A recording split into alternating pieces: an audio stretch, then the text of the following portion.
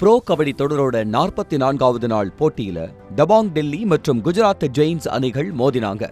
இந்த போட்டியில 31-26 என்ற புள்ளி வித்தியாசத்துல குஜராத் அணி வெற்றி பெற்றது.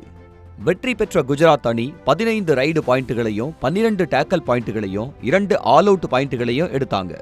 டெல்லி அணி 17 ரைடு பாயிண்ட்டுகளையும் 9 டேக்கல் பாயிண்ட்டுகளையும் எடுத்தாங்க. குஜராத் வீரர் தீபக் மற்றும் சோனு தலா 6 புள்ளிகளை எடுத்து சிறப்பான ஆட்டத்தை வெளிப்படுத்தினாங்க. டெல்லி வீரர் ஆஷு மாலிக் 13 புள்ளிகள் எடுத்த நிலையில மற்ற வீரர்கள் யாருமே நல்ல ஆட்டத்தை வெளிப்படுத்தல.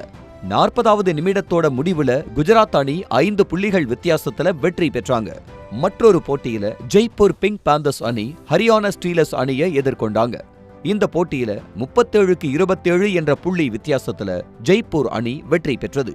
ஜெய்ப்பூர் அணி 16 ரைடு பாயிண்ட்டுகளையும் 15 டேக்கல் பாயிண்ட்டுகளையும் எடுத்தாங்க. ஹரியானா அணி 15 ரைடு பாயிண்ட்டுகளையும் 12 டேக்கல் பாயிண்ட்டுகளையும் எடுத்தாங்க. ஜெய்ப்பூர் வீரர் அர்ஜுன் தேஷ்வால் 9 புள்ளிகளும் மற்றொரு வீரர் பவனி ராஜ்புட் 6 புள்ளிகளை பெற்று அணியோட வெற்றிக்கு கை கொடுத்தாங்க.